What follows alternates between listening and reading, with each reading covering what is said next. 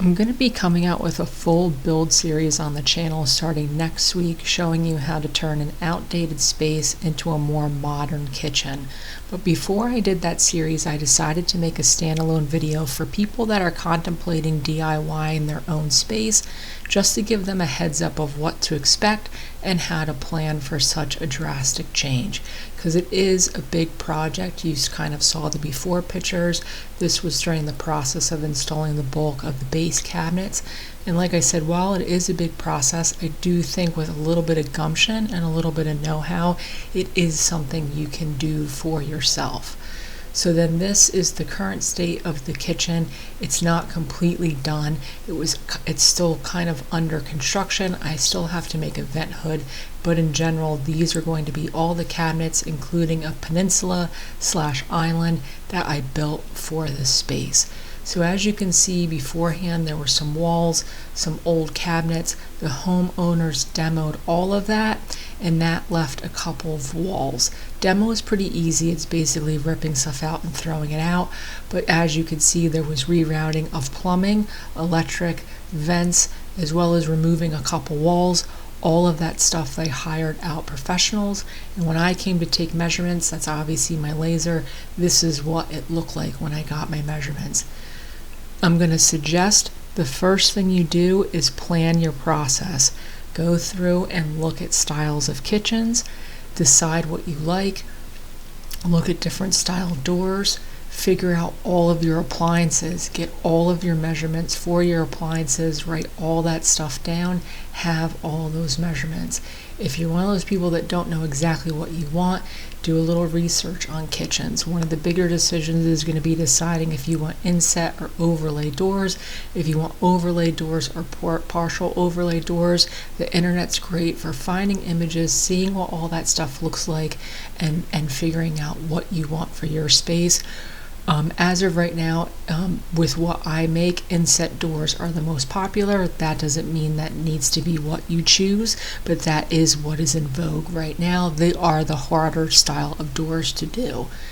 And then if you don't have one already, get a Pinterest page, start collecting images, especially if you're someone who's not great with visually imagining what things are going to look like. Pinterest could really help you. You can click on stuff you like. It will lead you to other similar images. You can compile all those images in a folder and use them as a visual reference. As someone who makes furniture for a living, I can tell you right now, all my clients come to me with pictures of stuff they found on the internet, most of them from Pinterest. So then you're going to want to measure your space, and as you saw, I just used graph paper to take rough measurements. I know how to use SketchUp, so I can then make a SketchUp model for the customer who I know in this circumstance, which make it a little bit of an easier project. If you don't know how to use SketchUp, it might not be worth learning if you don't already have a basis of how to use programs like this.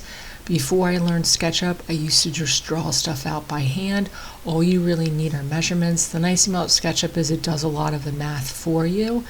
If money is not an option and you want a digital footprint image like this, you can hire someone out to design your kitchen for you and get you those images. So that is an option if money isn't as much of an issue. I believe services like that run for a couple $100s. If you're indecisive, it could be worth it to do that. Get a couple of different plans, and then you already have measurements to work from. The nice thing about this is you can see I can print out just the footprint, so I have rough measurements, bring it right to my shop and work off of them. Now the nice thing about kitchen cabinets is your base and your uppers for the most part are going to be standard measurements. They're standard depths, standard heights, and depending standard widths for what most people's kitchens are. So if you watch the build series, I'm going to get more in depth on the measurements, but that is the one nice part. Once you decide on how thick your countertop is, all your base cabinets are going to be the same height. They're most likely going to be the same depth. The island's a little bit different, and you could just plug those numbers. I kept them in my shop, have them by you, and then just use that for all of them. So you could see how I have everything written out. The other important part about planning is with this space, and I went there beforehand and took measurements, I drew a laser mark on the wall in the beginning. I measured multiple parts of the floor, checked the corners, checked the walls, and this space is very out of square. Part of it's an addition, so the floor dips quite a bit. Learn all that stuff before you start building so you can account for it in your build, which you'll see how I did that. Next, you need to choose your materials. I'm using pre-finished ply.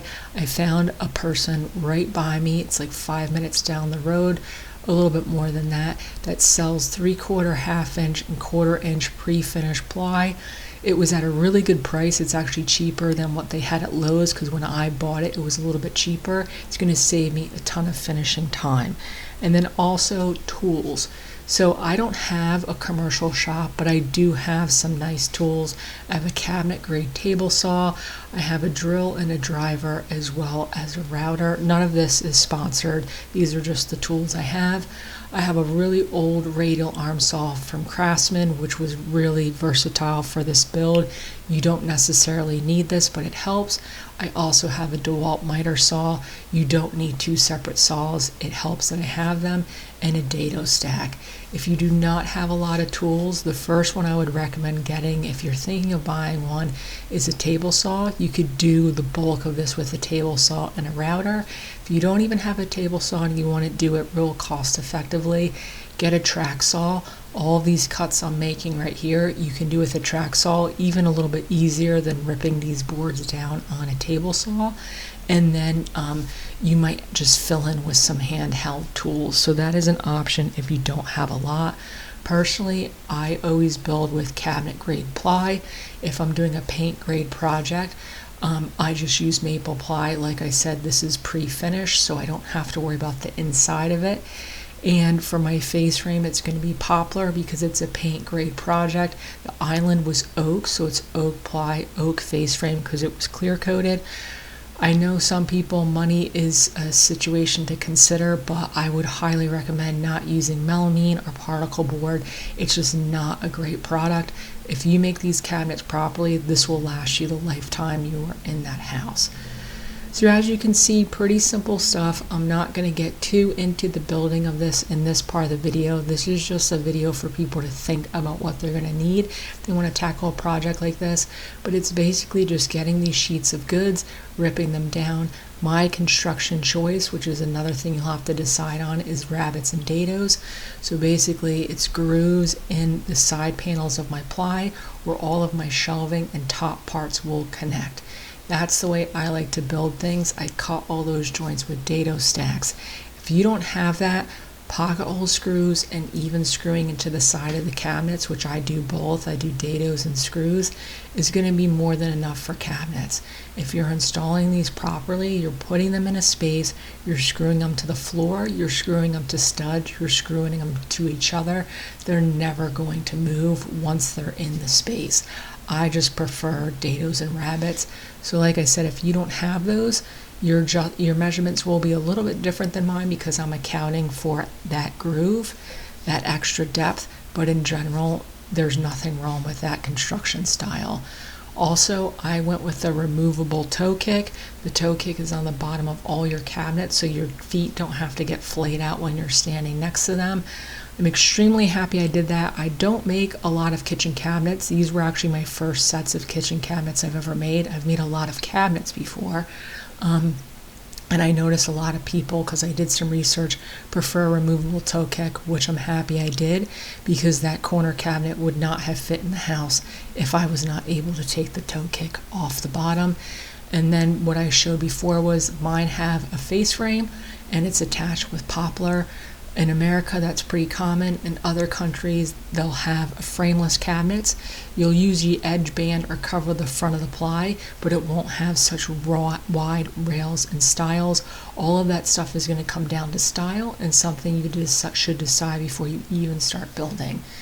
For all of my doors, I make them out of poplar, tongue and groove joinery, pretty standard, MDF 1/4 inch panels in the middle.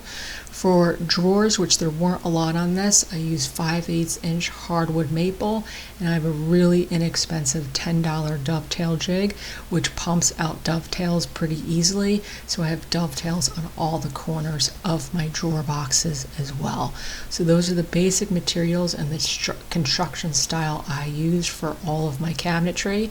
And then this is the first set of cabinets. Because this house situation was they were moving out of another house and moving into this house, the timeline was really tight. So the order of operations on this was a little bit different than most people. And I pumped out the base cabinets before the uppers. Most people start with the uppers and install them because it's easier with the base cabinets not there. I did it that way so that on the time I was working on the uppers, they can get the countertops and all the appliances set into the space. But all this work right here that you're seeing, the install, the base cabinets, took a little over 3 weeks. That was working on it full days, 7 days a week. So someone who's just beginning, another thing to think about is how long it's going to take you. It's probably going to take you at least twice as long versus someone like myself who has made a lot of these things. The other thing to consider before starting is what extras you want. They wanted a corner cabinet with a Lazy Susan. We also had a weird space to make up because there was an ice maker next to the fridge, and it worked out about a 5-inch wide spice rack fit in that space. And they also wanted pull-out trash can drawers in the island. So all of that was planned in the SketchUp drawings before I even started, and I had to order all that hardwood. This stuff is all by Revishelf. Honestly, I wasn't in love with this stuff for the price. If I had more time, I think I could have easily made all of these units in the shop. They're basically just boxes with drawer slides on them at a much more cost-effective price. I just didn't have the time. And then the upper corner cabinet's a little bit different than the fixed bottom, and this one is going to have bifold doors, which is 2 sets of specialty hinges. All of my hardware I go with, I get Blum.